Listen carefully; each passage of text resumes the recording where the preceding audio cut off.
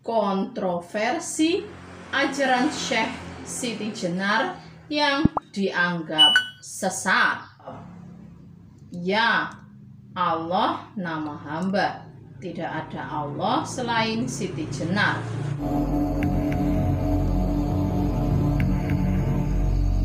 Assalamualaikum, jumpa lagi dengan saya di channel Tria Tenov. Apa kabar teman-teman semuanya? Semoga dalam keadaan sehat, panjang umur, lancar rezekinya, dan selalu bahagia. Rahayu, rahayu, rahayu. Bagi teman-teman yang sudah subscribe channel Tria Tenov, saya ucapkan banyak terima kasih. Dan bagi yang belum subscribe, bantu subscribe-nya dan jangan lupa aktifkan lonceng notifikasinya. Pada kesempatan kali ini saya akan membahas kontroversi ajaran Syekh Siti Jenar yang dianggap sesat. Nama Syekh Siti Jenar cukup dikenal di kalangan masyarakat Jawa, apalagi kalau bukan ajarannya yang kontroversial tentang apa yang disebut manunggaling kawula Gusti. Dari ajaran yang dianggap sesat itulah Syekh Siti Jenar akhirnya harus berhadapan dengan hukuman mati. Sebagai seorang Syekh, Siti Jenar sebenarnya juga memiliki andil dalam menyebarkan agama Islam pasca runtuhnya kerajaan Majapahit di tangan Raden Patah, pemimpin kerajaan Demak. Namun oleh para wali songo, apa yang diajarkan oleh Syekh Siti Jenar dianggap salah dan menyimpang. Ajaran Syekh Siti Jenar terungkap saat para wali songo dan sejumlah tokoh Islam pada saat itu menggelar pertemuan di Istana Anggapura, Giri, Gresik. Hadir di antaranya Sunan Bonang, Sunan Kalijogo, Sunan Ampel, Sunan Kudus, Tan Goat alias Syekh Bentong, Pangeran Palembang, Panembahan Madura, dan juga Syekh Siti Jenar. Masing-masing pemuka agama itu menyampaikan pemahaman dan pengetahuan mereka tentang agama. Namun tiba giliran Syekh Siti Jenar, apa yang diucapkannya itu justru membuat seluruh wali sontak tercengang, kaget. Aku menyembah Allah dengan bersujud beserta rukunya, pada dasarnya sama dengan Allah, baik yang menyembah maupun yang disembah. Dengan demikian, hambalah yang berkuasa dan yang menghukum pun hamba juga. Begitu kata Syekh Siti Jenar.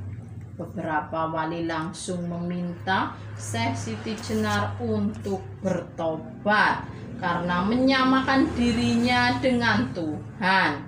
Namun Syekh Siti Jenar tetap pada pendiriannya dan bahkan ia tegas menjawab, "Aku biar jauh tapi benar, sementara yang dekat belum tentu benar." Atas ucapan itu, Prabu Satmata atau Sunan Giri hendak menghukum Syekh Siti Jenar agar ajaran yang dinilai sesat itu tidak tersebar. Apalagi pada saat itu penyebaran agama Islam sedang berkembang di masyarakat, sehingga para wali songo khawatir nantinya umat malah akan menjadi sesat di masyarakat, sehingga para wali songo setelah pertemuan tersebut, para wali mengadakan pertemuan kedua. Agenda pertemuan yang kali ini yaitu membahas untuk memberi hukuman kepada Syekh Siti Jenar. Dalam kesempatan itu, Syekh Siti Jenar malah semakin berani saat ditanya oleh Syekh Maulana Mahribi. Dengan lantang ia menjawab, "Ya, Allah nama hamba. Tidak ada Allah selain Siti Jenar. Sirna Siti Jenar, maka Allah yang ada." Karena itulah akhirnya Syekh Siti Jenar dihukum mati. Tentang bagaimana Syekh Siti Jenar dieksekusi juga tidak diketahui secara pasti, karena ada banyak versi yang mengiringi kepergiannya. Ada yang menyebutkan Syekh Siti Jenar tewas di tangan Sunan Kalijogo dalam saat pertarungannya. Namun ada pula yang mengatakan jika hidup Syekh Siti Jenar berakhir dengan cara dipenggal kepalanya bersama 3 orang pengikutnya. Demikian juga dengan lokasi makam tempat Syekh Siti Jenar disemayamkan atau dikuburkan. Para pengikut Syekh Siti Jenar maupun masyarakat saat ini pun juga tidak mengetahui pusara atau makam Syekh Siti Jenar berada.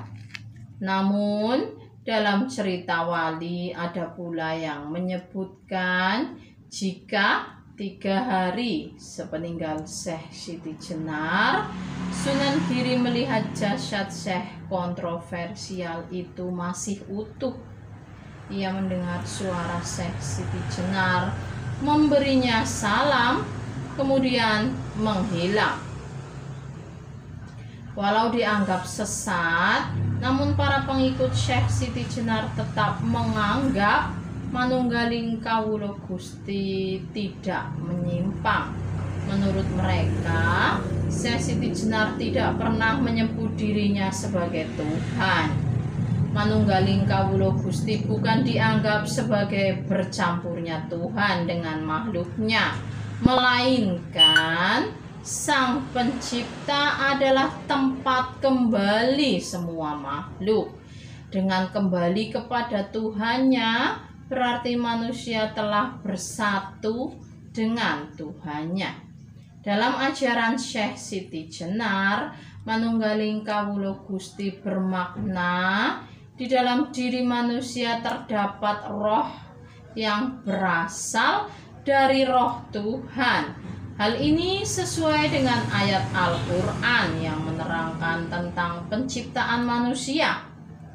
Ingatlah ketika Tuhanmu berfirman kepada malaikat, "Sesungguhnya aku akan menciptakan manusia dari tanah, maka apabila telah kesempurnakan kejadiannya dan kutiupkan kepadanya roh ciptaanku, maka hendaklah kamu tersungkur dan bersujud kepadanya." QS 7172. Demikian tadi penjelasan tentang kontroversi ajaran Syekh Siti Jenar yang dianggap sesat. Terima kasih telah menonton channel Triatenov. Semoga bermanfaat dan menambah pengetahuan. Benar dan tidaknya tergantung kepada Anda yang menilainya dan memahaminya. Dan kebenaran yang sejati hanya Tuhan yang Maha Tahu. Terima kasih telah menyaksikan channel Triatenov. Bantu subscribe, like, komentar, dan share sebanyak-banyaknya. Dan jangan lupa aktifkan loncengnya. Akhir kata, wassalamualaikum warahmatullahi wabarakatuh.